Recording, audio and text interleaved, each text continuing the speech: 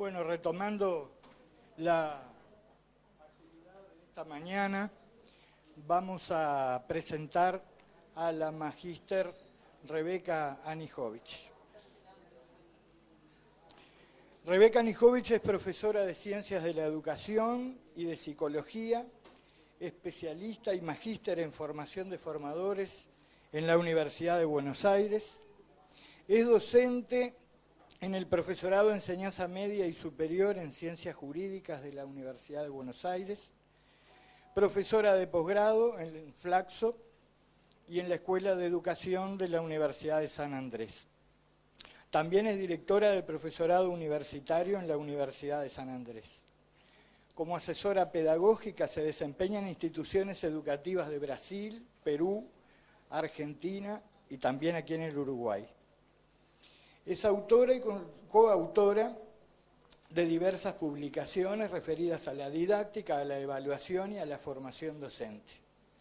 Entre las últimas publicaciones, la evaluación como oportunidad, el sentido de la escuela secundaria, formar en práctica reflexiva, evaluaciones, 29 preguntas y respuestas, y muy especialmente la planificación de la enseñanza, tramas y alternativas. Digo muy especialmente porque es la última y tiene una edición montevideana. También, por supuesto, es una destacada investigadora. Más allá de la presentación formal, queremos desde el CFE agradecerle su presencia, la generosidad con la que va a compartir sus conocimientos en el día de hoy. Sabemos que todas estas publicaciones han tenido una amplia difusión en nuestro medio, específicamente en la formación en educación, y que es para todos o para la mayoría de nosotros ya una referente frecuente y una profesional conocida. Le agradecemos, profesora, su presencia hoy y le damos desde ya la palabra. Gracias. Bueno, buenos días a todas, a todos. Muchísimas gracias por la invitación y efectivamente voy a compartir cuestiones que tienen que ver con la planificación de la enseñanza y elegí el título de Desafiar lógicas porque el modo en que tradicionalmente venimos planificando y enseñando a planificar en la formación docente, tiene una secuencia lógica que uno podría resumirlo en primero explico y después aplican. Y esa secuencia lógica ha siempre imbuido nuestros modos de planificar la enseñanza y hemos formado docentes así, les hemos pedido que planifiquen con esa lógica en sus prácticas y entendemos que estamos ante un momento, no solamente por la transformación curricular que ustedes están atravesando allí en Uruguay, sino es una pregunta y un desafío a las lógicas de la planificación que está sucediendo en casi todo el continente latinoamericano, tratando de entender que hay otros modos de pensar la planificación, que hay otras lógicas que desafían, porque no necesariamente esa secuencia entre explico y después aplico da cuenta de aprendizajes. Entonces, como punto de partida, esta primera idea del desafío de la lógica tradicional.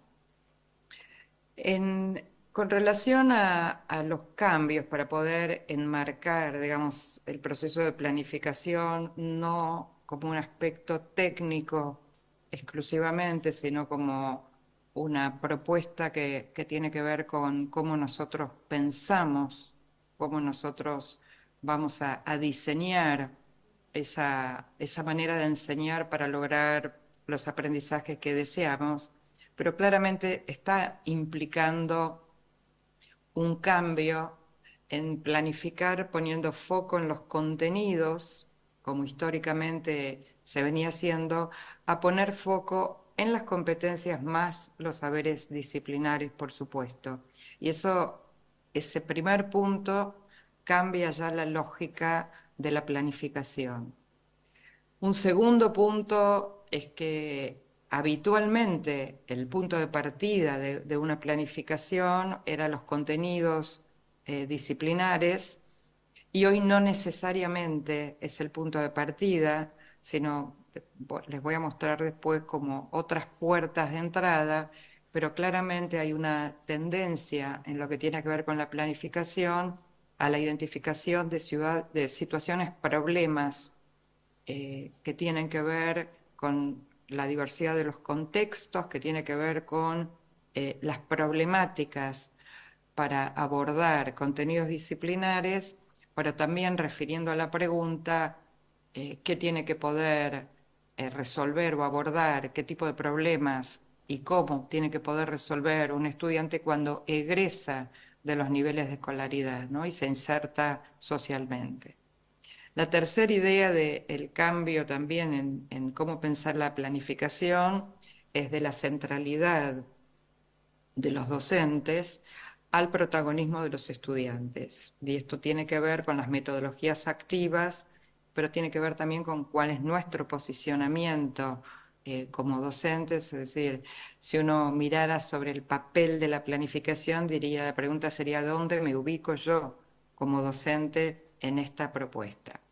Y por supuesto también esto nos lleva a un cambio en la planificación de la función sumativa, básicamente como único modo de evaluar, a cómo articulamos esa función sumativa que sigue existiendo y que de ninguna manera estamos quitando el valor que tiene en términos de la certificación o acreditación, pero cómo lo vamos a articular con una función diagnóstica que hoy es continua.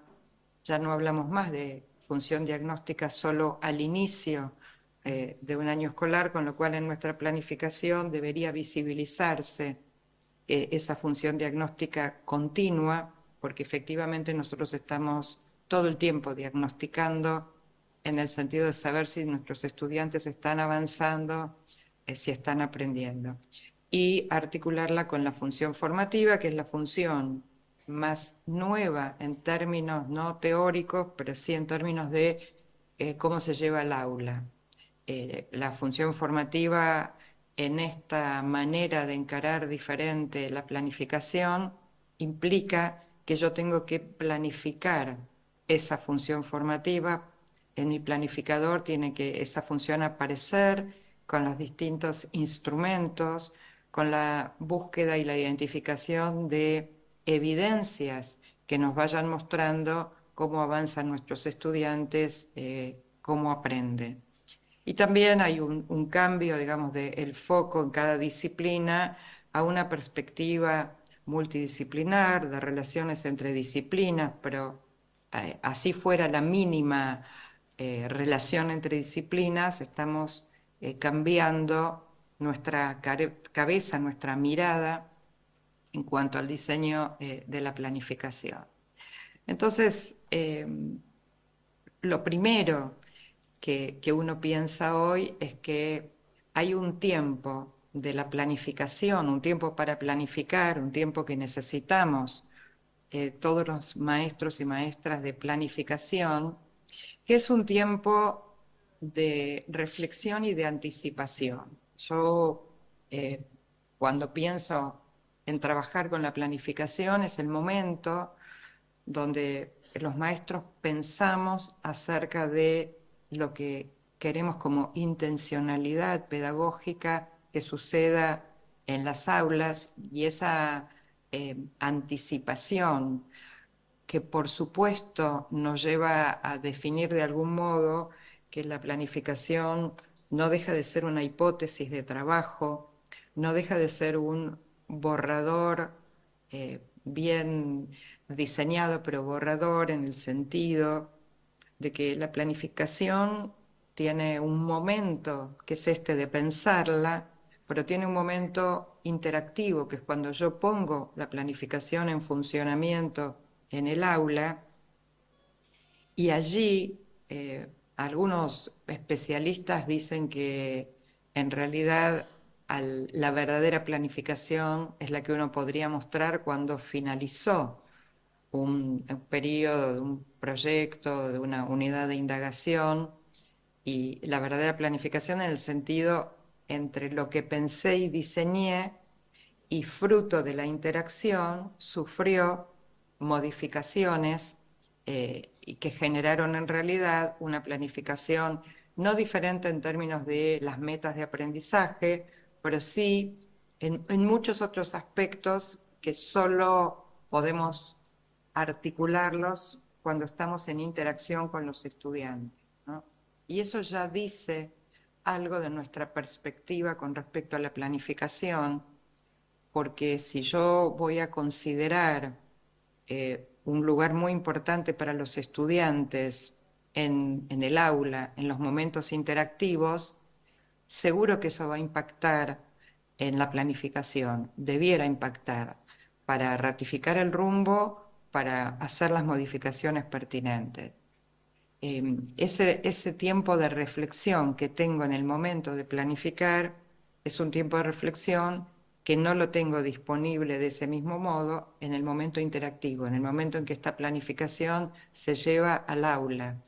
Por supuesto, siempre tengo la posibilidad de pensar después, cuando termina, y quienes trabajan mucho con el enfoque de práctica reflexiva también señalan que en realidad uno está pensando también mientras está enseñando, eso que John definió como la reflexión en la acción, durante la acción. Lo que pasa que en el momento de la interacción es un momento que tiene una velocidad en cuanto a la toma de decisiones que no me permite ese trabajo de tranquila, sentada con el papel, con la computadora, tratando de idear distintos caminos para la enseñanza y el aprendizaje. Entonces, cuando nosotros de alguna manera hablamos hoy de la planificación, primero, el primer componente, o si quieren, la primera característica es la de la planificación flexible. Esa planificación flexible, que nosotros la entendemos como abierta a los cambios, y no solamente a los cambios en términos de una transformación curricular, sino abierta a los cambios, como les decía recién, a partir de la interacción con nuestros estudiantes. Una planificación que está atenta al contexto, es decir, que no solo miramos nuestras metas de aprendizaje eh, de alguna manera ideando en nuestra propia cabeza lo que los estudiantes tienen que poder lograr aprender, sino en qué contexto. Siempre decimos que esa planificación después se enmarca en una institución en particular, en un colectivo docente, en un modo que cada escuela ha elegido como modo de interactuar con sus estudiantes, con hacerlos participar en sus aprendizajes.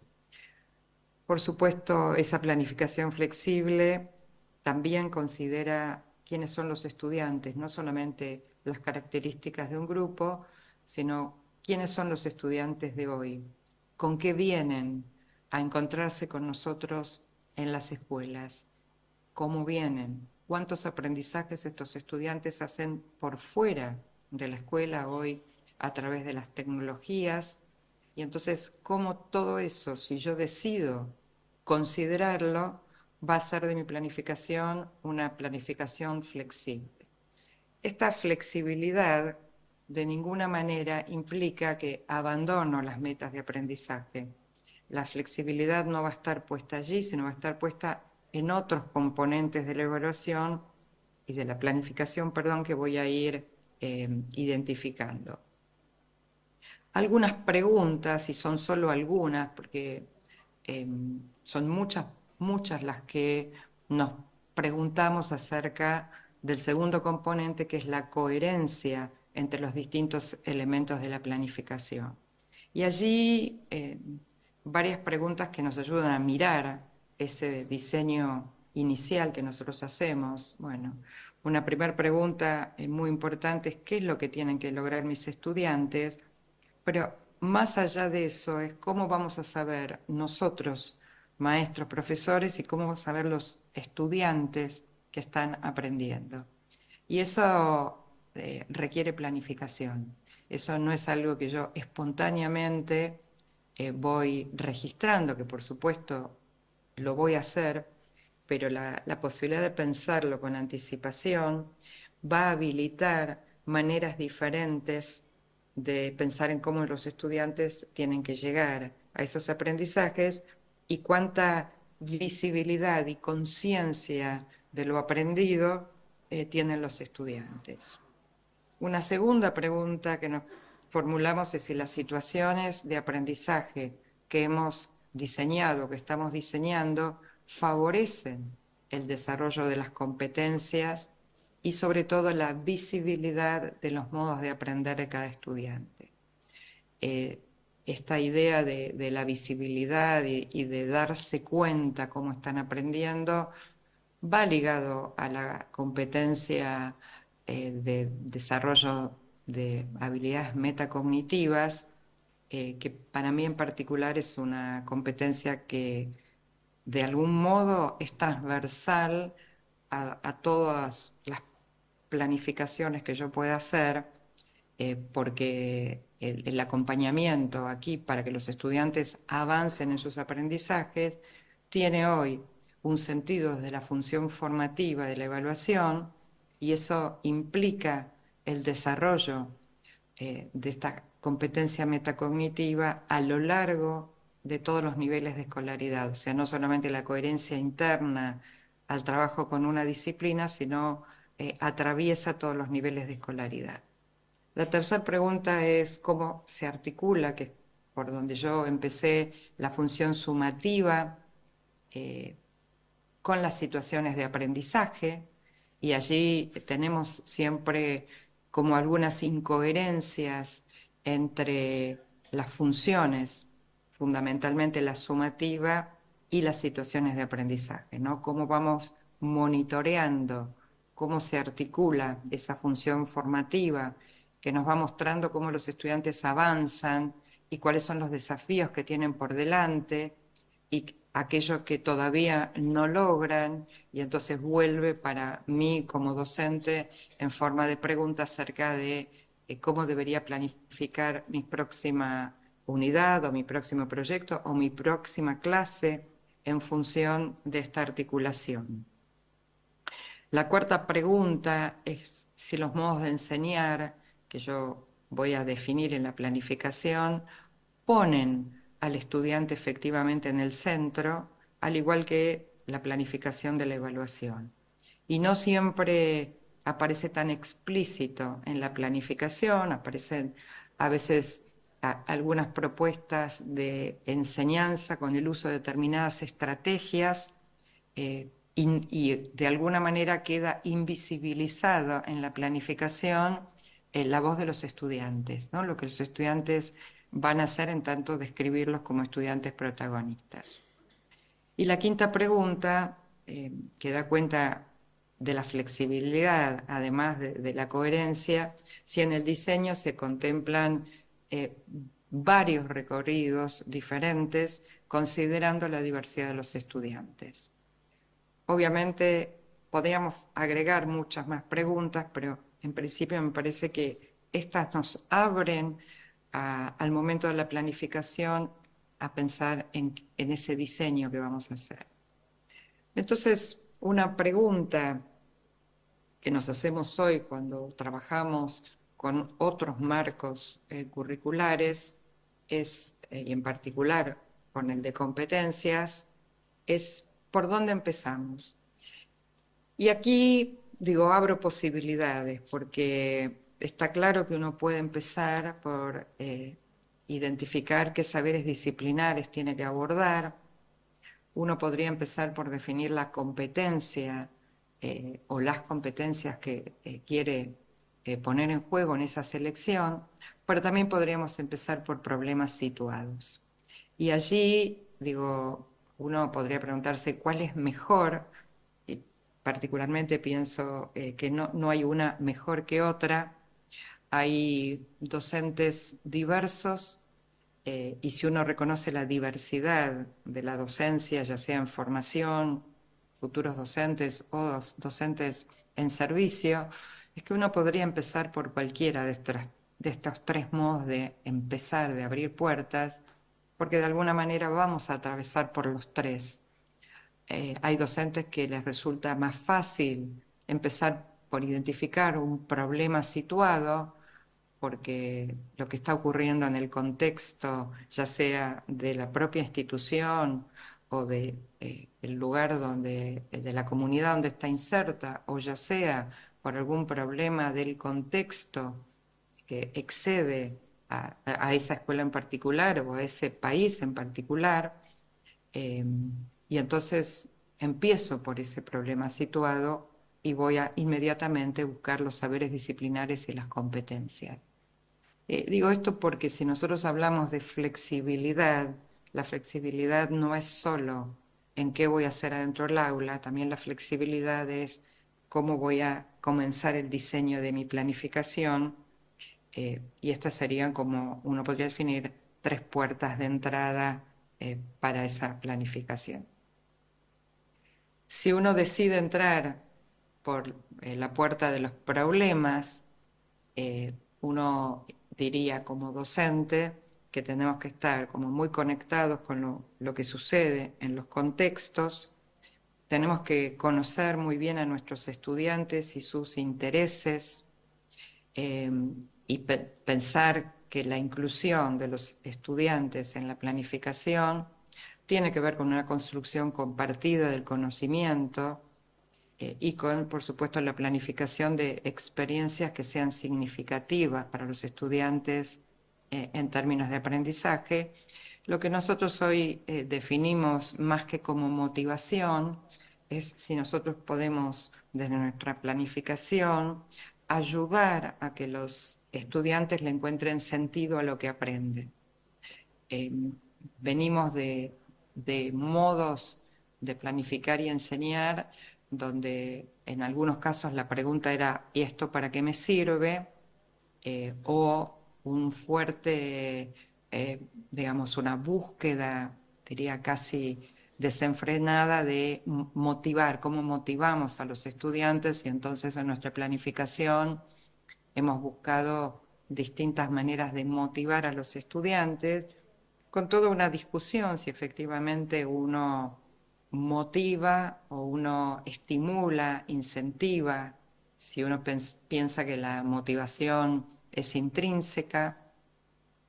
Meirí en particular, por ejemplo, señala que no es un requisito pedirle al estudiante que venga motivado, ¿no?, a la clase, sino hay algo de nuestra responsabilidad que, más que hablar de cómo lo motivo, estaríamos hablando hoy en el campo de la didáctica, de la formación docente, es cómo ayudamos al estudiante a encontrar sentido a lo que aprende.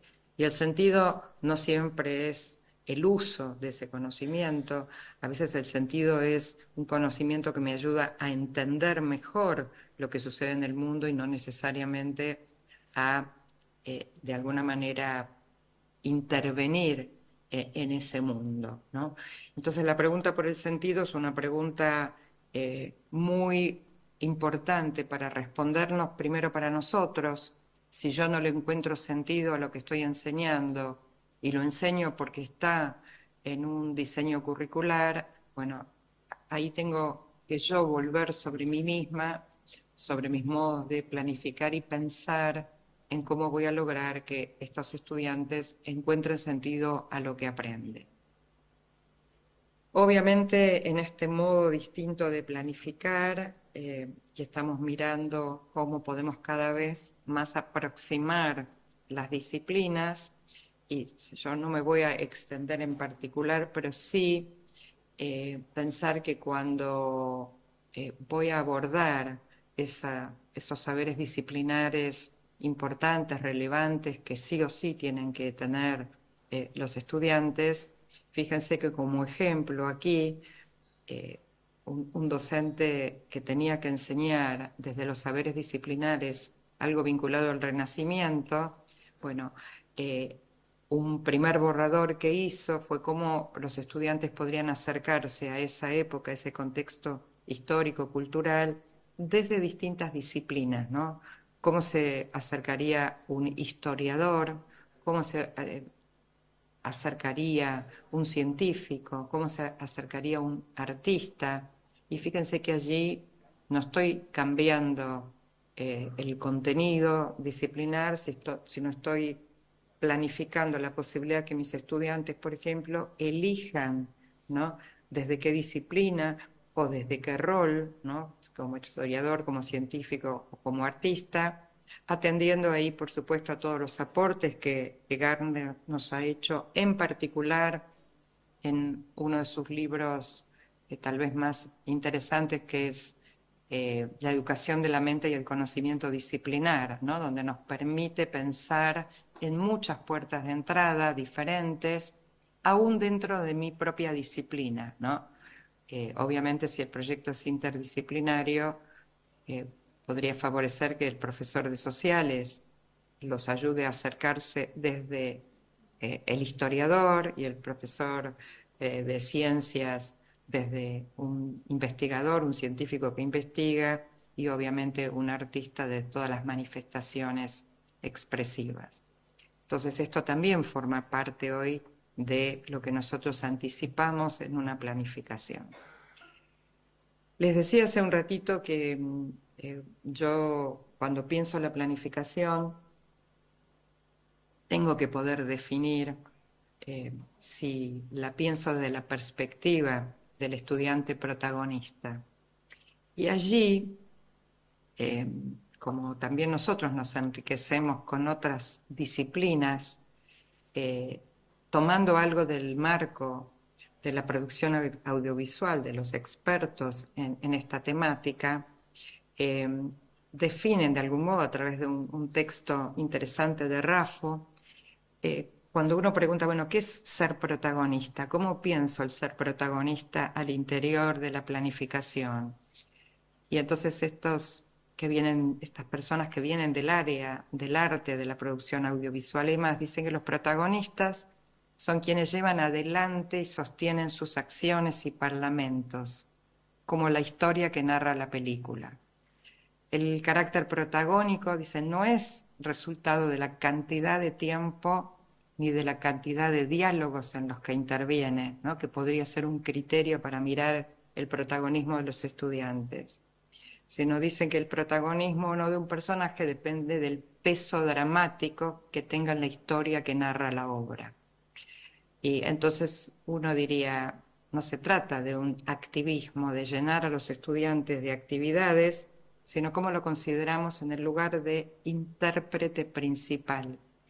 Y me parece que la metáfora de el protagonista de una película o de cualquier otra manifestación de arte es cómo nosotros lo vamos a planificar ese habitar el espacio escolar y no ser solo un visitante.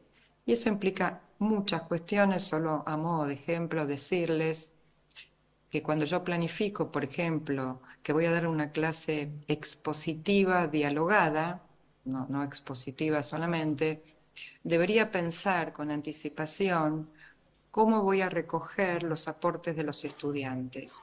Y fíjense en dos modalidades bien diferentes de qué puedo hacer yo para decidir cuán protagonista va a ser el estudiante en mi diseño de planificación, que cuando yo voy a hacer una clase expositiva dialogada, significa que los estudiantes van a aportar. Puede ser porque yo formule preguntas, puede ser porque traiga una hipótesis y la tengan que ratificar o rectificar. Y entonces uno diría, sí, yo estoy pretendiendo con esta estrategia que elegí de la clase expositiva dialogada, estoy de alguna manera promoviendo la participación de los estudiantes. Pero la verdad es que los estudiantes digan cosas, hablen, pregunten, formulen apreciaciones o comentarios, no daría cuenta todavía del protagonismo. El ejemplo de protagonismo allí sería, ¿qué hago yo como maestra con esos aportes? Y ustedes saben que hay modos de decirle muy bien, muy interesante lo que tú has dicho, y el maestro sigue con su propuesta de clase expositiva, con sus ideas. Bien distinto si yo lo considero protagonista y planifico qué voy a hacer y cómo con los aportes de los estudiantes, ¿no? Ante el diálogo, ante las preguntas. Y entonces, por ejemplo, puedo decidir que los aportes de los estudiantes los voy a registrar en el pizarrón y cuando lleguemos al final de la clase vamos a hacer entre todos una síntesis para que nos quede una especie, si quieren, de mapa de ruta o de infografía, donde están plasmados los aportes de los estudiantes articulados con lo que yo pensé y planifiqué de la clase expositiva. Eso da cuenta de la idea de protagonismo en un ejemplo, por supuesto, muy pequeño de aula, pero esas son como dos maneras bien distintas de entender el protagonismo de los estudiantes. Entenderlos como protagonistas, por supuesto, implica hoy reconocerlo como un sujeto en contexto, y entonces como no hay dos contextos iguales, tampoco hay dos sujetos aprendiendo que sean iguales. Son portadores de trayectorias escolares, o sea, no vienen en blanco, sino vienen, uno podría decir, con una mochila de conocimientos, de experiencias que hacen fuera de la escuela, aprenden fuera de la escuela. La pandemia nos mostró la cantidad de aprendizajes que los estudiantes pudieron hacer por fuera del marco escolar, y uno diría que es bueno en términos de desarrollo de autonomía, pero la pregunta sería cómo hacemos para que eso que él está aprendiendo afuera también entre al aula. Y entonces también en mi diseño de planificación tendría que anticipar cómo quiero ese protagonismo de los estudiantes, ¿no? ¿Cómo lo voy a visibilizar para mí en la planificación, pero también para los estudiantes en el modo de interacción? Y obviamente, digo, habituado a manejarse con lenguajes multimediales, lo cual nosotros deberíamos poder aprovechar al máximo y pensar desde la planificación cómo voy a incluir esos saberes que tienen de uso del lenguaje multimedial. Esta es la escala que venimos compartiendo, cómo pasamos de un estudiante receptivo, pasivo, que escuchaba o tomaba nota, pero básicamente era un estudiante receptivo. Después pasamos en las metodologías a pensar en un estudiante activo y hoy estamos pensando en estudiante protagonista y autónomo. Y eso en la planificación tiene que poder visibilizarse. ¿Cómo hacemos para eso? A mí me encantan algunos autores que dicen las cosas que a veces es bueno usar sus propias palabras, porque, bueno, ¿quién podría mejorar las propuestas, la palabra de Mériès, ¿no? Y uno diría, no, tomemos tal cual como Mériès lo dice, y cómo nos interpela a nosotros en la reflexión. Mériès dice que un estudiante protagonista observa, experimenta, imagina, discute, comparte, critica sus propios argumentos y los de otros, verifica o valida las afirmaciones del conocimiento, y uno podría ahí mirar, bueno, ¿qué está pasando con la inteligencia artificial y el chat GPT? Cuán bien protagonista sería un estudiante que aunque le pida al chat GPT que le resuelva, pueda verificar, validar eso que el chat le está ofreciendo, ¿no? Cuán abierto está a la reflexión, a la capacidad de escucha atenta, y agrega finalmente cuán consciente es un estudiante protagonista de sus propios valores y cómo esos valores benefician no solo sus propios aprendizajes, sino son potencial aporte para sus propias comunidades. Entonces, cuando nosotros pensamos en ser protagonista, estamos pensando en un estudiante que le encuentre sentido y propósito, y entonces cómo nosotros diseñamos esas propuestas significativas, cómo planeamos que el estudiante tome decisiones sobre sus aprendizajes, Y eso hay que visibilizarlo en la planificación. ¿Qué grado de libertad va a tener el estudiante y al mismo tiempo qué grado de responsabilidad cuando yo le voy a proponer en mi diseño que tome decisiones sobre sus aprendizajes? Y eso puede implicar desde decidir con quién quiere armar un grupo, decidir con qué recursos va a trabajar, qué recorrido va a hacer, si fuera un proyecto de investigación. Bueno, si yo tengo todo definido y todo de alguna manera ya pensado, es muy difícil que encuentre el estudiante esos espacios para tomar decisiones sobre sus aprendizajes. Y una tercera cuestión, no menor, no tercera, porque la enuncio tercera, que es cómo nosotros favorecemos la construcción de confianza en que cada estudiante sienta que puede aprender, ¿no? Que cada estudiante, obviamente, eh, ese puede aprender no es voluntarista, pero hay algo en la construcción de la autoestima y de la confianza que hace que tengan los estudiantes mejores aprendizajes. Y ahí el protagonismo ocupa un lugar muy importante en la construcción de confianza.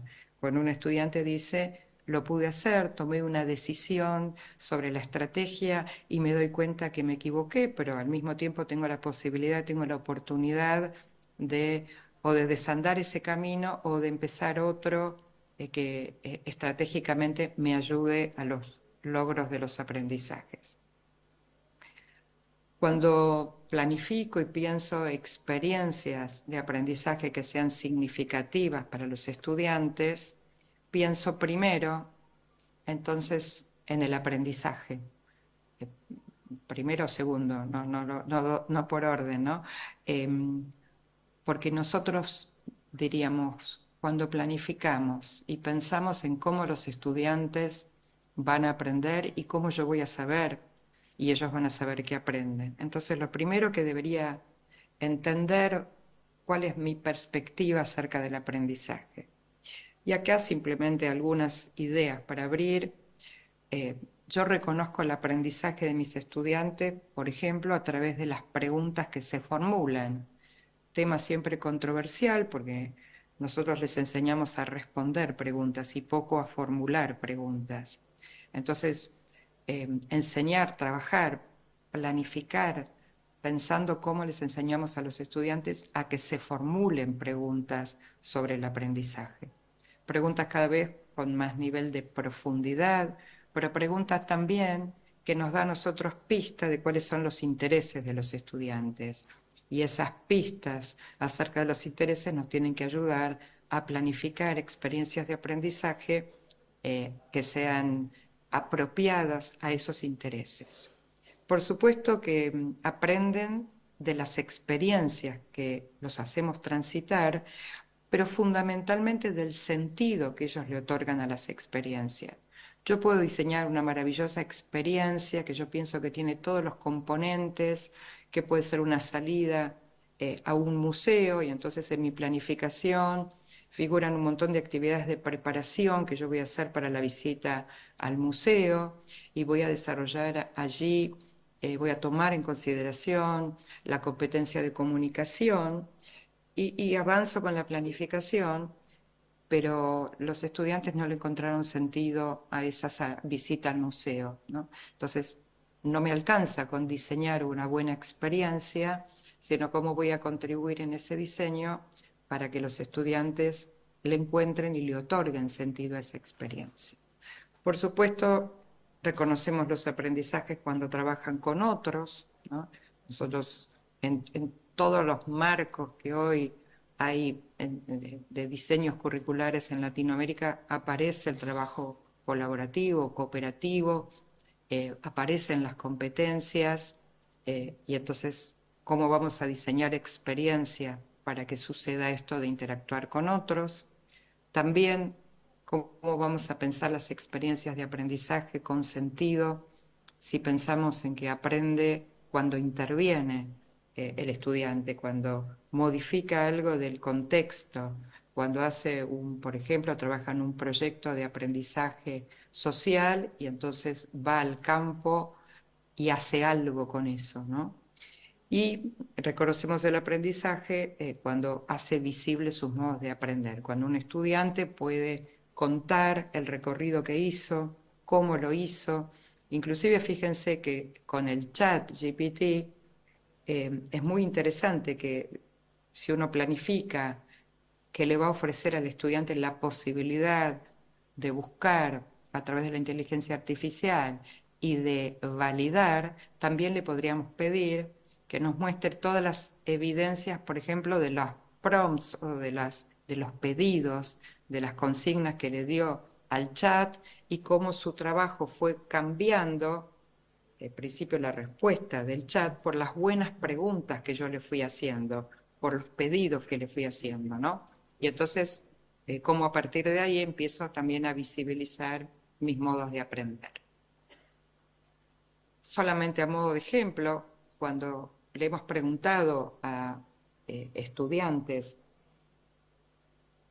y a docentes cómo nos damos cuenta si aprenden, aquí hay una lista de la cantidad de respuestas que dieron, cuando puede explicar con sus propias palabras, cuando puede dar ejemplos, cuando puede formular preguntas, cuando puede establecer relaciones y conexiones entre una competencia y otra, o entre la competencia y los saberes disciplinares, cuando le puede enseñar a otro, y entonces yo en mi planificación podría pensar y diseñar estrategias de trabajo con redes de tutoría entre estudiantes, pero puedo ponerlo en la planificación si mi concepción de cómo aprenden y de enseñanza va en esa línea, ¿no?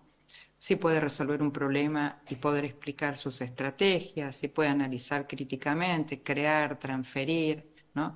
Todo esto daría cuenta de esas reflexiones que deberían suceder antes de plasmar una planificación, ¿no? Y obviamente esa reflexión, si lo puedo hacer con el colectivo docente, por supuesto, mucho mejor.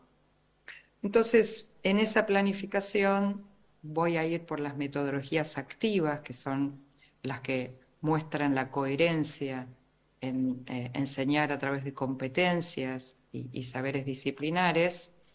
Y voy a tomar también una mirada interesante de Díaz Barriga, que fíjense cómo define, dice, los estudiantes aprenden por lo que hacen, por lo significativo de la actividad que llevan a cabo, por cómo integran una información nueva a sus concepciones previas, por la capacidad que logra al verbalizar, al comunicar ante otros, ante sus pares, la reconstrucción de esa información. Dice Díaz Barriga, ya no basta con escuchar al profesor o realizar una lectura, lo cual no significa que yo no planifique una actividad que tenga que ver con la lectura o una actividad donde yo voy a dar una clase expositiva. Pero en todo caso, eso será un hito en mi planificación apoyando las metodologías activas, no como modalidad que yo elijo para enseñar. Obviamente que las metodologías vienen, las activas, de una posición socioconstructivista. Si uno toma las ideas de Vygotsky, por ejemplo, donde el foco está puesto en la interacción social, entonces si yo abono a esta concepción del aprendizaje, estaría pensando fuertemente en qué tipo de estrategias van a permitir esa interacción, ¿no? También cuando uno revisa los aportes de Edith Litwin, ¿no? Que ella dice, ¿cuál es la realidad que merece ser llevada al aula para su tratamiento en profundidad? Y eso nos ayuda también a definir, porque no todo lo que enseñamos lo podemos enseñar con el mismo grado de profundidad. En principio porque no nos alcanzaría el tiempo, pero fundamentalmente porque yo selecciono aquello que es más significativo que suceda adentro del aula, ¿no? Entonces, las metodologías activas como el trabajo cooperativo, la resolución de problemas o el aprendizaje basado en problemas, los casos, los proyectos, los juegos de roles, y podríamos seguir enumerando, que promueven la participación activa, el trabajo colaborativo, la reflexión crítica y el desarrollo de habilidades comunicativas y sociales, que responsabilizan al estudiante de sus aprendizajes. Por eso combinamos libertad para tomar decisiones y responsabilidad sobre lo que yo decidí, y obviamente en este marco de problemas y situaciones reales.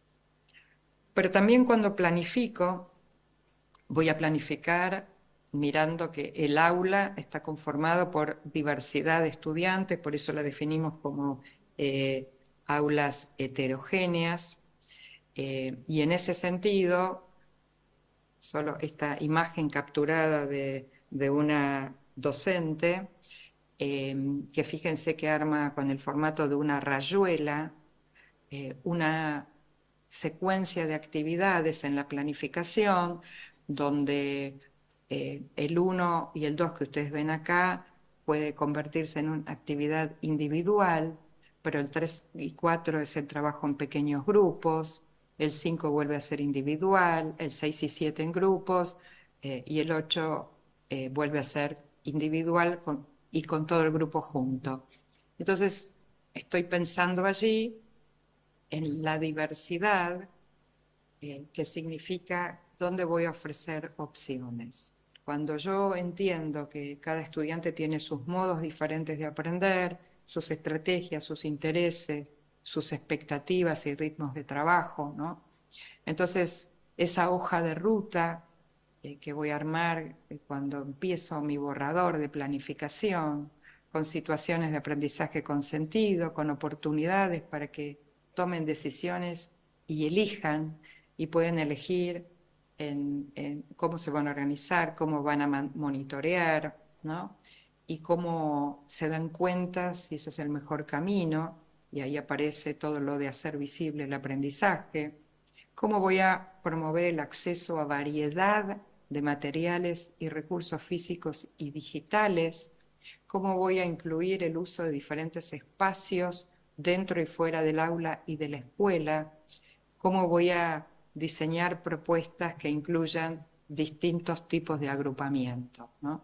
Entonces, fíjense, cuando pienso en diseñar la planificación atendiendo al foco de estas aulas heterogéneas, puedo diversificar, puedo ofrecer diversidad en todas estas cuestiones.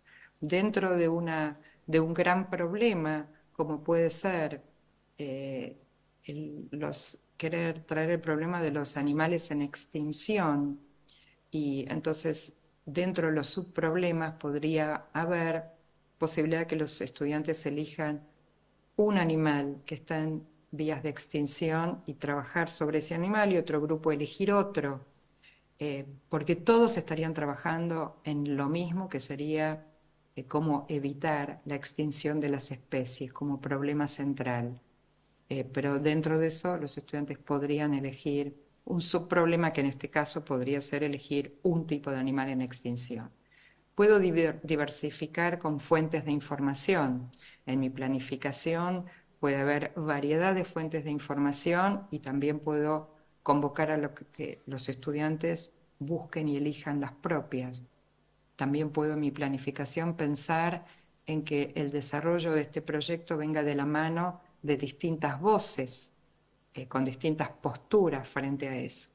Puedo diversificar ofreciendo variedad de tareas, ¿no? El que quiere grabar un video, el que quiere grabar un audio, el que quiere entrevistar a alguien, y eso está diseñado y pensado en la planificación con opciones. Obviamente, recursos físicos, digitales. Puedo ofrecer, cuando planifico, 3 productos finales si trabajara por proyectos, y me anticipo en la planificación a 3 modos diferentes en que pueden mostrar lo que aprendieron. Puedo diversificar los modos de agrupamiento. A veces los voy a elegir yo, a veces voy a pensar en una estrategia para que ellos elijan, y eso se piensa anticipadamente. Por supuesto, el uso de espacios alternativos, como puede ser aquí, están en el patio haciendo un trabajo de lectura, pero podrían también hacer algo en la plaza que queda frente de mi escuela, o por supuesto con cualquier salida que yo organice, ¿no? El mundo educativo hoy está trabajando con esta idea, no más todo adentro de las cuatro paredes del aula, no más todo adentro de la institución escolar, y esto puede hacerse, por supuesto, a través de la virtualidad, pero también a través del uso de diversidad de espacios físicos. En estas metodologías activas ocupa un lugar muy importante el trabajo colaborativo, y traigo nuevamente a Mérier con esa pregunta maravillosa que él hace de cómo hacer trabajar juntos a los diferentes. Y ustedes saben que lo más difícil es eso, porque los estudiantes suelen juntarse por los amigos, ¿no? Con quienes son sus amigos. Y cómo nosotros, desde nuestras propuestas de enseñanza, vamos a lograr trabajar con otros criterios de agrupamiento que permitan justamente que no siempre yo trabaje con mi amigo, que pueda también poder trabajar con alguien que piensa distinto, que tiene un modo, una modalidad de trabajar diferentes, ¿no?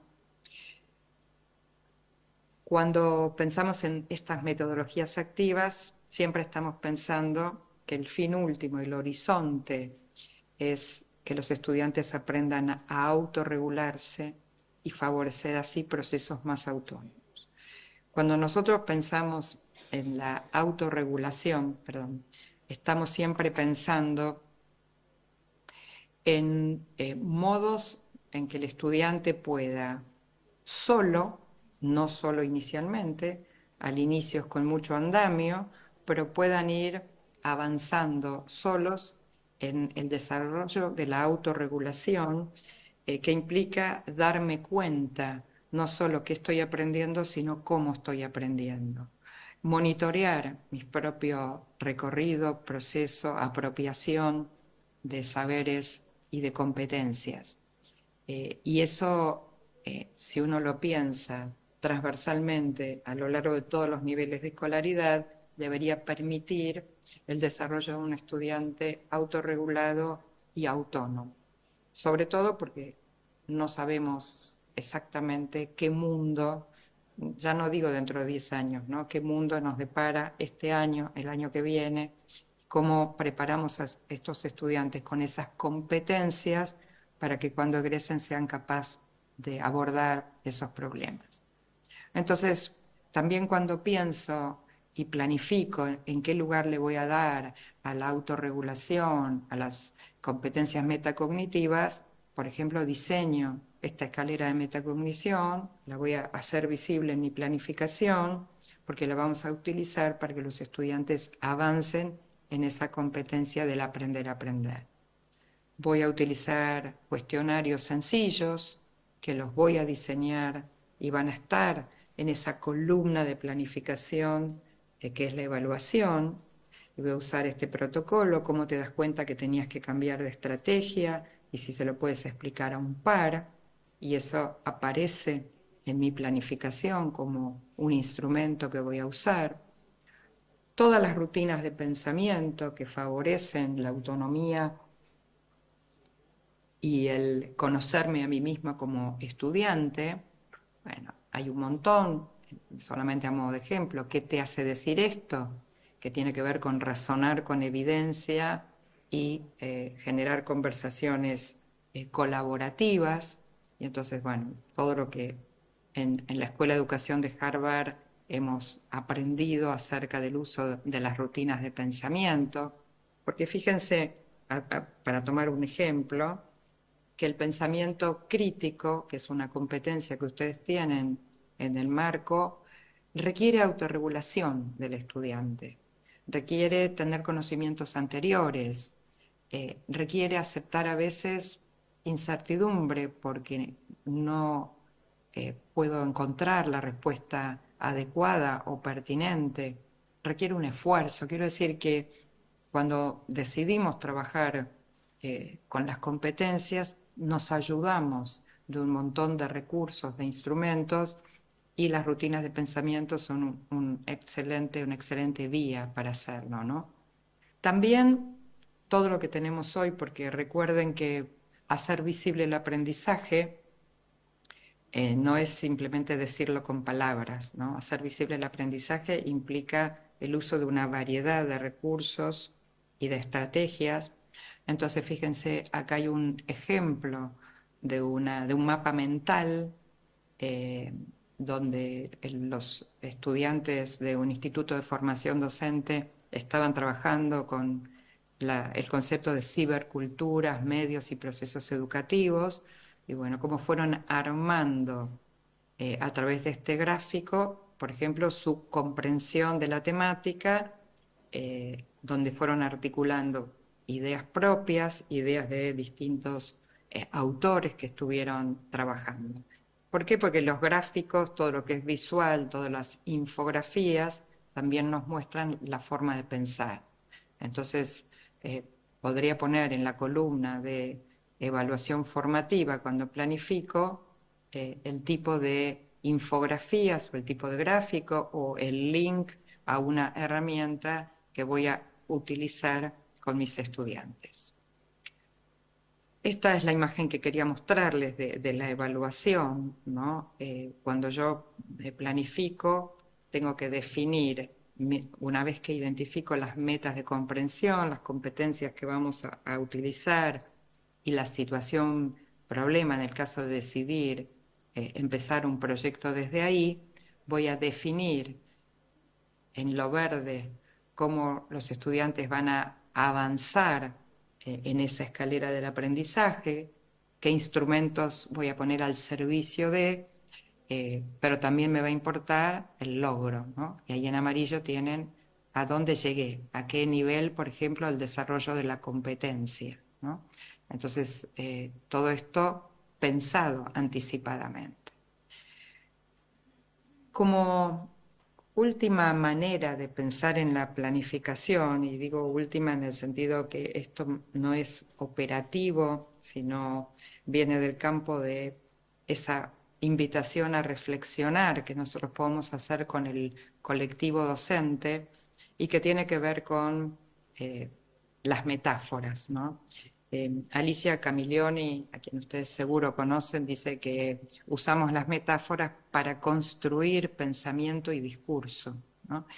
Entonces, hacer una sesión con nuestros maestros, una sesión más abierta, donde los invitemos, por ejemplo, a jugar con las metáforas, ¿no? Y aquí yo tomé algunas metáforas ofrecidas por participantes de profesorados, ¿no? De formación docente. Bueno, la planificación es como una brújula. Cuando yo puedo explicar esa metáfora, yo tengo una concepción particular de la planificación. O es un mapa de ruta, o es una construcción. Pero es bien distinto a si yo pienso en la planificación como una espiral, ¿no? Eso me va a llevar a diseños diferentes, a concepciones diferentes acerca de la planificación. Para cerrar y apelar a otras disciplinas, que creo que es un ejercicio valioso para cada uno de nosotros, no quedarnos solo encerrados en nuestra disciplina, en nuestra área disciplinar, y aquí tomando prestado de una artista, Janet Echelman, que cruza la escultura con la arquitectura, con lo artesanal, con la ingeniería de los materiales y la informática. Ella hace lo que uno llamaría instalaciones, ¿no? Que uno puede ser un protagonista de las mismas, diciendo que en lugar de ser un objeto para mirar, ella propone una experiencia de lo que hoy llamaríamos en el arte experiencias inmersivas, ¿no? Y entonces esta invitación que ella hace a cómo define ella la planificación, ¿no? Dice, hilar junto con otros docentes y estudiantes esa red que es la planificación, que dice que envuelve pero no asfixia, porque las aberturas son lo suficientemente amplias para dar voz a otros. Y fíjense que eso es una manera particular, ni mejor ni peor, pero particular de pensar la planificación desde dos perspectivas. que tiene que tener una estructura, pero que no sea una estructura que nos asfixie por su grado de rigidez, pero al mismo tiempo, cómo incluimos la voz de los estudiantes. Y ahí quisiera sumar, para cerrar, que cuando nosotros avanzamos más en el desarrollo de la competencia metacognitiva, podríamos lograr también la participación de algún modo en la planificación con los estudiantes. Y tomo para eso como ejemplo el trabajar por proyectos. Cuando uno trabaja por proyectos, podemos pedirle al docente que nos presente la planificación totalmente terminada del proyecto que va a empezar, supónganse, la semana que viene a desarrollar en el aula, o podemos pedirle que presente una propuesta de proyecto donde esté claro las metas de aprendizaje, las competencias que va a poner en juego, los criterios de evaluación y algunas actividades con la intención clara de compartir algo de esa planificación como mapa de ruta con los estudiantes, a partir del cual los estudiantes también tienen que planificar su trabajo en grupos, que esa planificación debería desprenderse de la mía, de la que yo diseñé, y debería estar articulada. Entonces, si estuviera en primaria, podría tener un papel afiche en la pared con este mapa de ruta, y cada día que iniciamos el trabajo con ese proyecto, primero les pediría a los niños que miraran y cuenten por dónde vamos, qué recorrido estamos haciendo. Si los niños traen alguna idea, a quien yo invitaría, por supuesto, que hagan de algún recurso, sumaríamos con un post-it a esa planificación, que diríamos que es una planificación que está viva, es una planificación que está abierta a recibir aportes de los estudiantes, es una planificación flexible en tanto que puedo decidir cambiar el orden de lo que inicialmente había pensado, si esto por supuesto es para beneficio del aprendizaje. Y entonces vuelvo a preguntarme en qué lugar protagónico pongo a los estudiantes, y entonces si el diseño de ese proyecto lo hago todo yo, pienso todo yo, o ese proyecto tiene una parte claramente definida por mí y una parte que voy a compartir con este estudiante protagonista. Dejo aquí de compartir con toda la disponibilidad para que dialoguemos, para que ustedes puedan compartir ideas, reflexiones, preguntas, inquietudes, con todo gusto.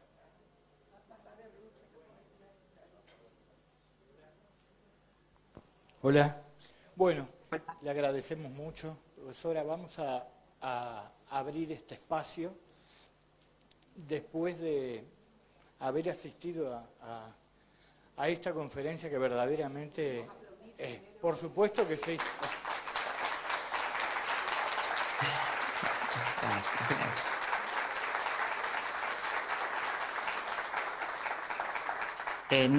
No los escucho yo a ustedes, no sé si cambió algo en el micrófono. Bueno. Ahora sí, volvimos.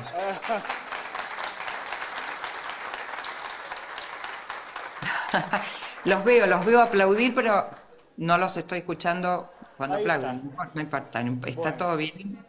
No quiero perderme los comentarios de ustedes, por Ahí eso. está, cómo no. De hecho, estuvimos todo el rato pensando y en algunos momentos intercambiando visiones respecto de algunos de los documentos en los que se sustenta nuestro trabajo y las distintas propuestas, y también en lo que fueron las actividades de ayer sobre las que se incorpora esta intervención y da para muchísimas cosas. Vamos a abrir entonces este corto tiempo de intercambios, de apreciaciones y de preguntas.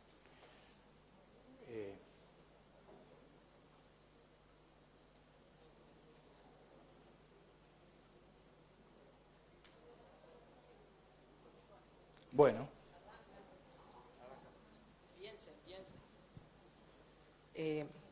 Buenos días, la saludo nuevamente. Hola, Eh, Laura. Unas cuantas reflexiones, como decía Demar, que a veces parece que uno se desprende de la competencia, de la conferencia para dialogar de otro tema y no, uno dialoga con el otro resignificando en ese contexto de aula viva, ¿no? Como nos decía recién. Y ojalá pudiéramos recoger quienes estamos haciendo la intervención, el comentario de cada uno y que está resignificando en ese momento. Eh, Además de esas reflexiones, unas cuantas, pero las dejo para después, pensaba hacia el inicio de la conferencia con eso de la toma de decisiones en el aula, que es algo que se trabaja mucho en contexto de práctica docente, ¿no? Porque tenemos como 3 momentos cuando trabajamos en la didáctica práctica con el estudiante: las tomas de decisiones previas al aula, las tomas de decisiones en el aula y las decisiones posteriores al aula, ¿no? Ujú. Y lo asociaba un poco al tiempo para reflexionar sobre lo ocurrido durante la intervención didáctica, que a veces los tiempos nos apremian y salimos de la clase que observamos, que estuvo a cargo de nuestro estudiante practicante, y hacemos una devolución y lo queremos escuchar y queremos escuchar la reflexión. En ese caso, pensaba la importancia de otorgar al estudiante practicante el tiempo para reflexionar, volviendo a lo que planificó, para contrastar con lo que ocurrió y que lo percibió. ¿Qué sugerencias nos podría dar para optimizar justamente esa reflexión posterior al aula que adelanto y comparto con los compañeros, de que a veces usamos la palabra reflexión, y me impactó mucho el razonar con evidencia, así Mm, que lo tomaré. sí, Gracias. cómo no. Miren, la práctica reflexiva es una práctica que requiere de instrumentos. ¿Está bien? Es decir, uno no le puede decir, sentémonos y pensemos así, en el aire. Eh, Hay un montón de instrumentos como protocolos, como guías, digo, por un lado, que uno podría utilizar las existentes o diseñar una propia, ¿no? Porque la reflexión es opaca, o sea, uno no la ve, ¿está bien? Es opaca el pensamiento y hay que buscar instrumentos para mostrar, para hacerla visible.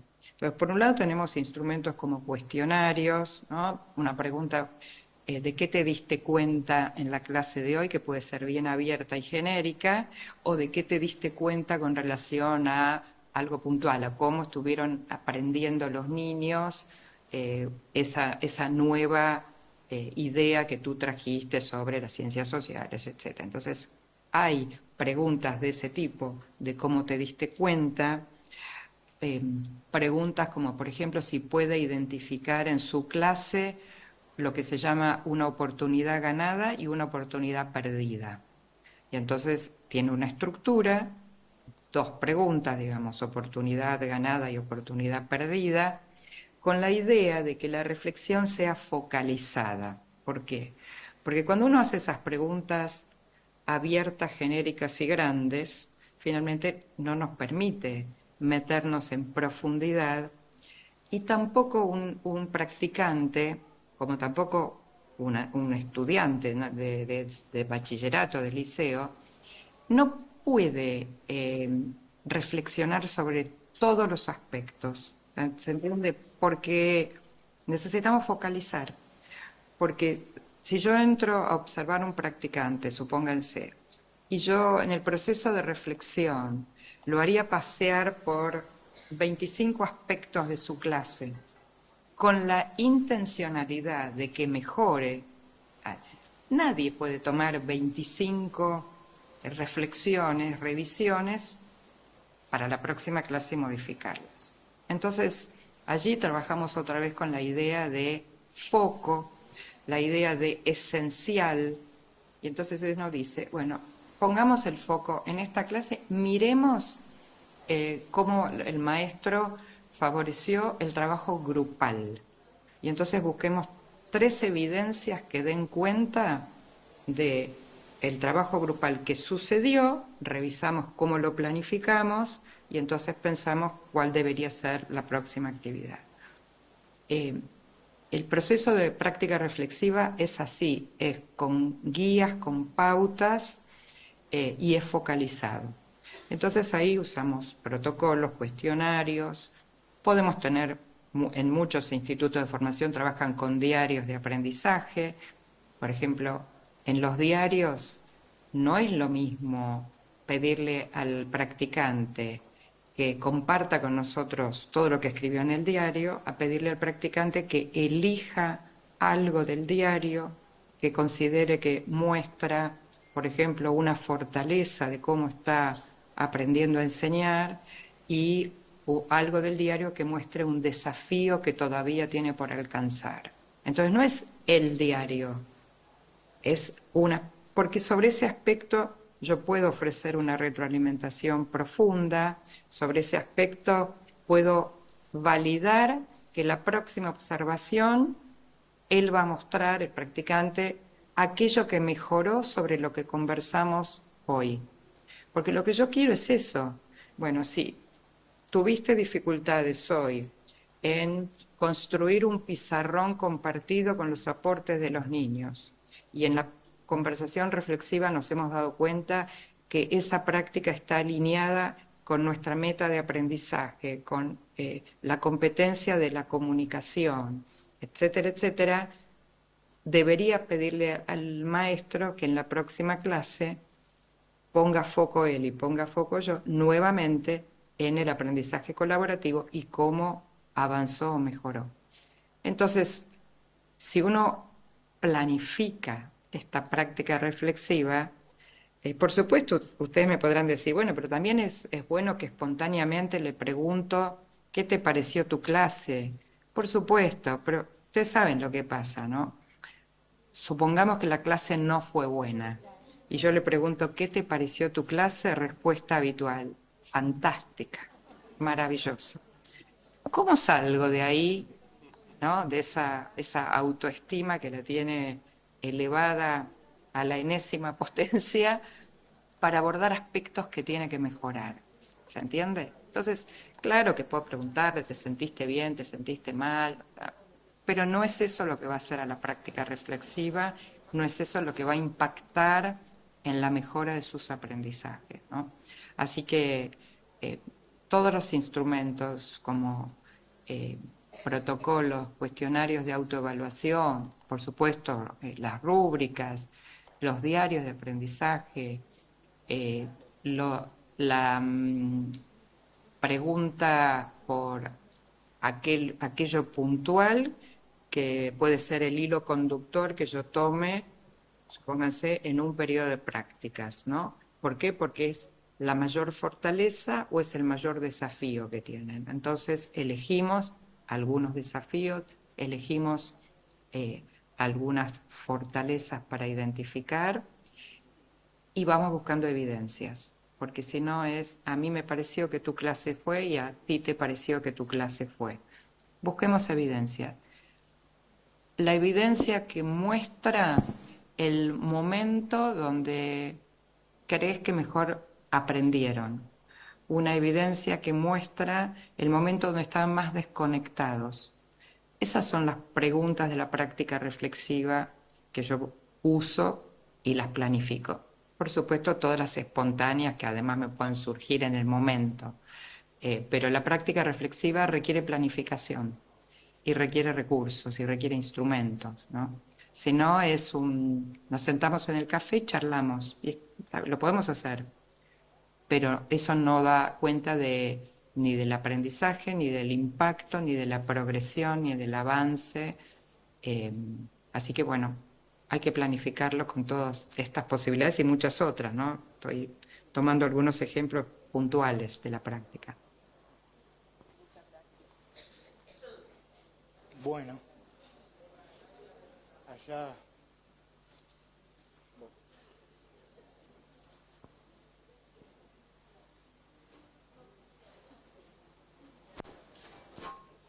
Buenos días.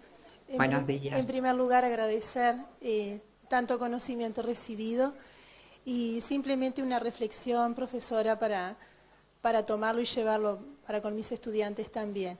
Usted hablaba de la importancia de visibilizar el pensamiento y la importancia que tiene el poder visibilizarlo, también el desafío que implica al docente poder encontrar estrategias, poder encontrar recursos y específicamente materializar todo aquello que en mente planificamos a través de instrumentos adecuados para lograr que algo tan difícil de visibilizar se pueda lograr como es el pensamiento y la construcción de pensamiento y a partir de ello el conocimiento de nuestros estudiantes. Yo he leído en alguna oportunidad que visibilizar el pensamiento puede implicar también la gran oportunidad de cambiar la cultura en una clase. Totalmente.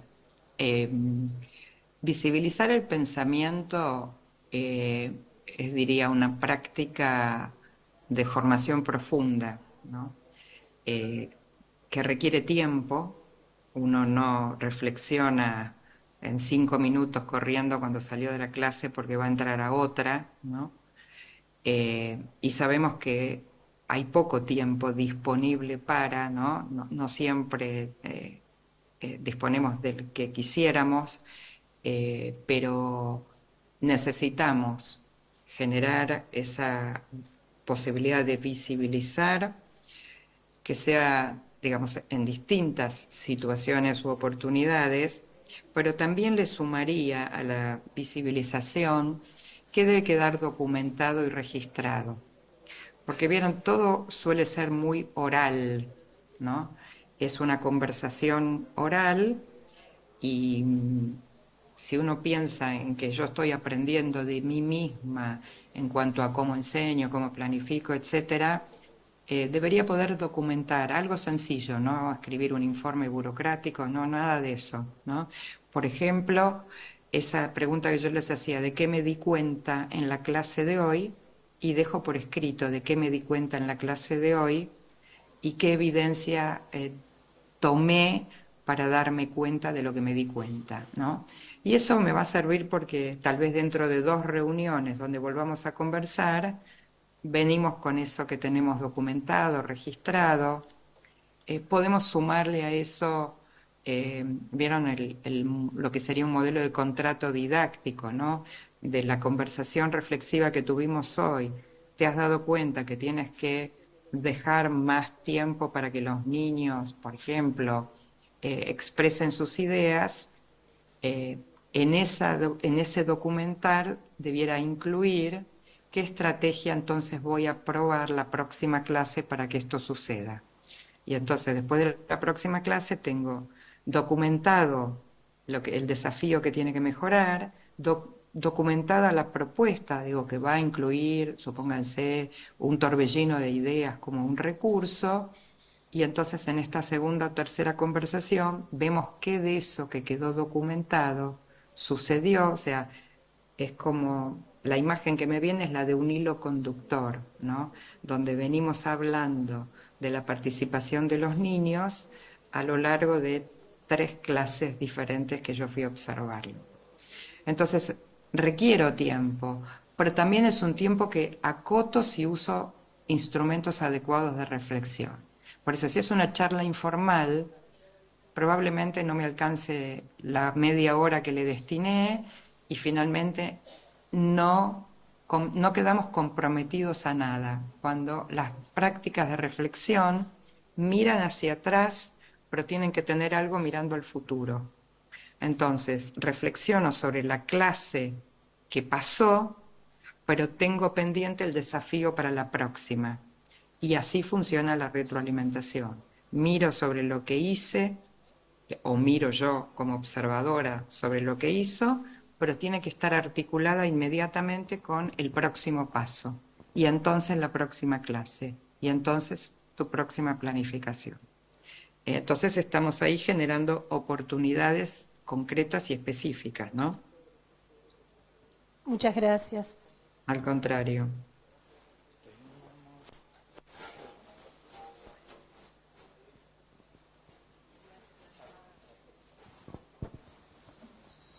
Buenos días, Rebeca.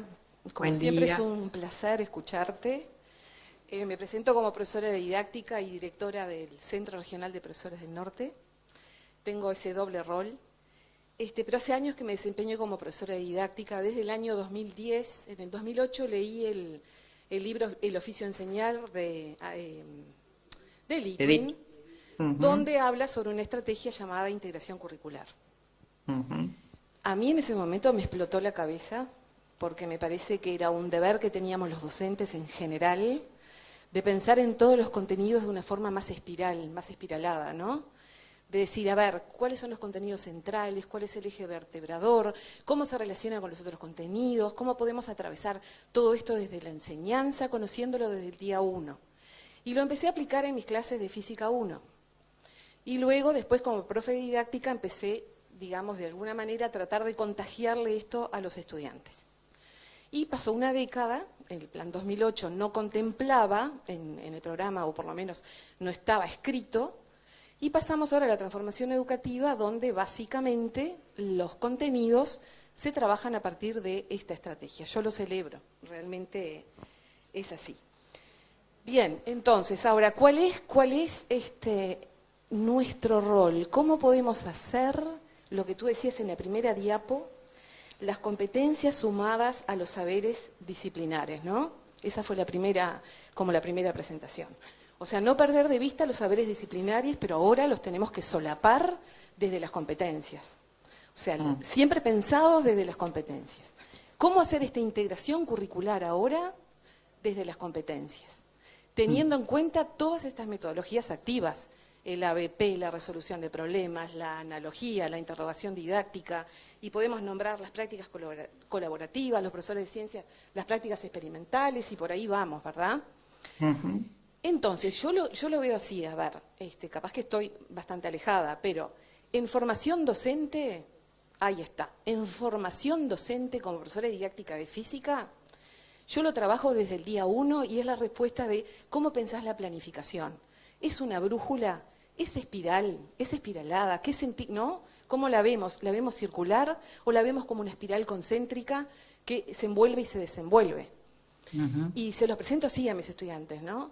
Ahora, esto es en formación docente. A mí me encantaría como directora extrapolarlo a toda la formación y no solamente a la didáctica y contagiarlos con esto. Pero a la vez estamos formando a nuestros estudiantes para trabajar en media, ¿no? Y cómo llevarlo esto a media también, o a primaria en el caso claro, o a liceal, exacto, a los maestros o a los directores de formación docente también.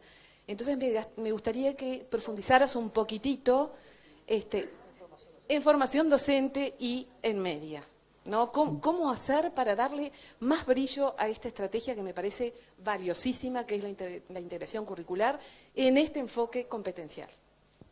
Creo que no sé si quedó claro. Sí, clarísimo, clarísimo. Miren, hay por supuesto, muchas maneras siempre de pensar. Les comparto un ejemplo trabajado justo la semana pasada allí en Montevideo con un grupo de docentes de los 3 niveles educativos, donde trabajamos como recurso un mapa mental, donde ellos, el primer borrador de su primer módulo o unidad o proyecto que van a iniciar ahora en marzo, habiendo elegido la competencia, empezaron a hacer mapas mentales incluyendo un poco de todo, digo, saberes disciplinares, la competencia desagregada, ideas de recursos, ¿no?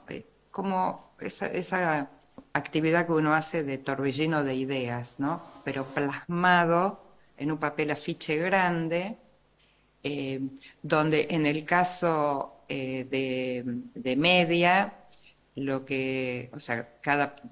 profesores de una disciplina armaron uno de estos mapas mentales y se hizo una actividad donde cada disciplina tenía que ir a visitar la mesa de otra disciplina con su propio torbellino de ideas para ver por ejemplo, qué podía tomar de la otra disciplina para lo suyo, ¿no? Con la intención ahí de hacer integraciones disciplinares.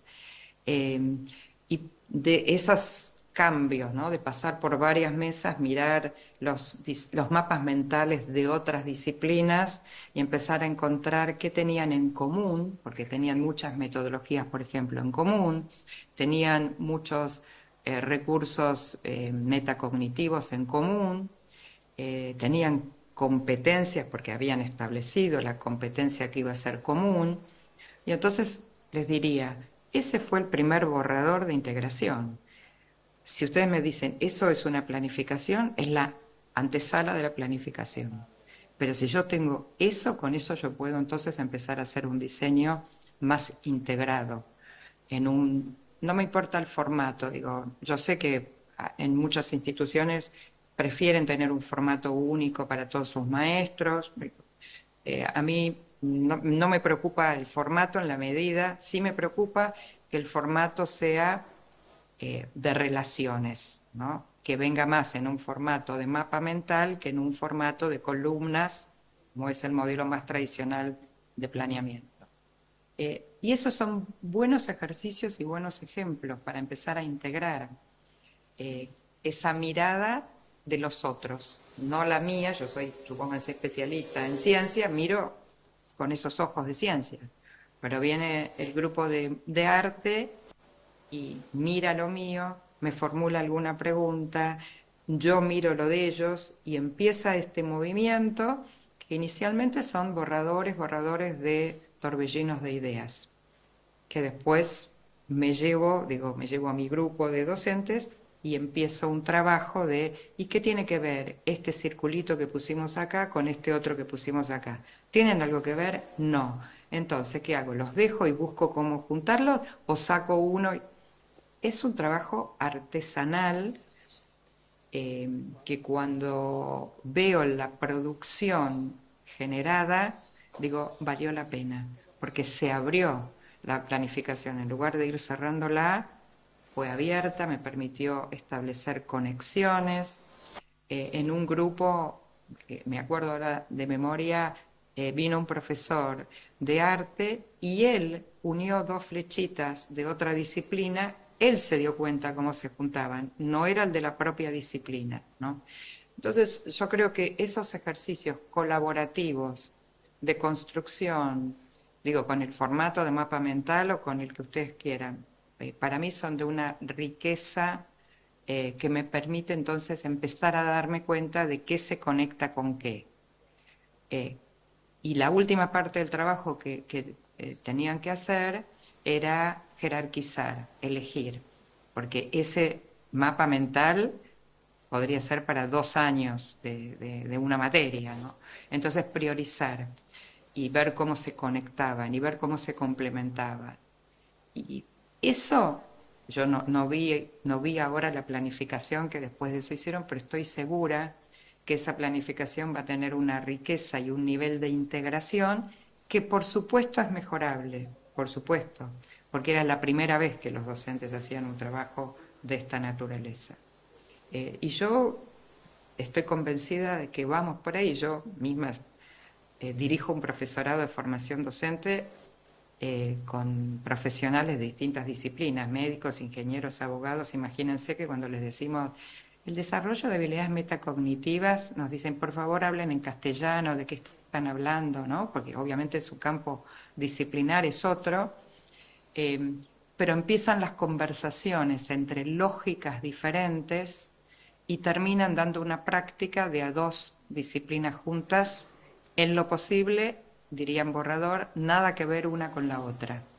Y entonces dan sus prácticas, el de matemática con alguien de arte y el de ciencias naturales da la práctica así, porque no es solamente formarlos teóricamente, van a hacer su práctica al colegio al que van con 2 disciplinas traídas de los pelos, podría decir si lo miro desde afuera.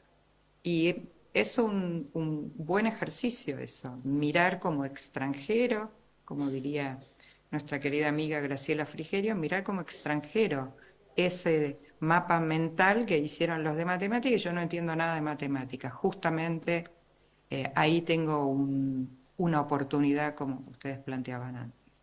Bueno, no sé si respondí la pregunta, pero vamos por ahí. Muy bien, muy interesante. Seguiríamos horas y horas, pero debido al tiempo que es tirano, vamos a proceder al cierre. Bueno, buenos días. No, tengo que ponerme para acá. Buenos días, Rebeca. Estuvimos en contacto días pasados.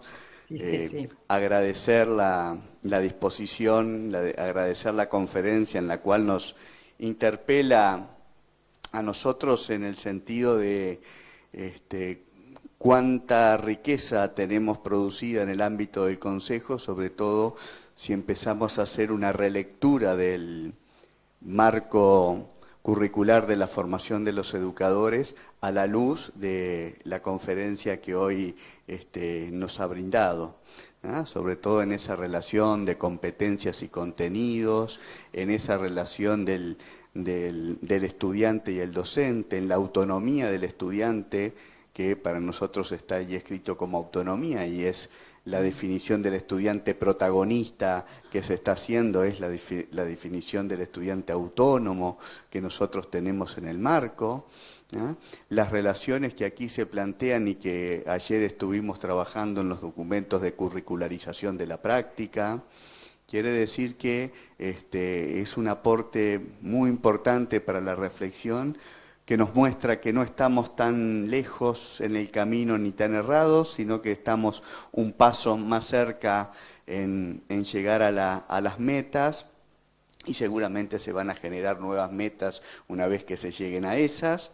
Entonces, agradecer esta instancia de reflexión, aporte, y que va a contribuir al crecimiento personal y profesional de los que estamos en la formación en educación. Agradezco también la oportunidad de conocer más en profundidad lo que ustedes están haciendo y, por supuesto, compartir con ustedes experiencias, ideas, reflexiones, así que muy agradecida.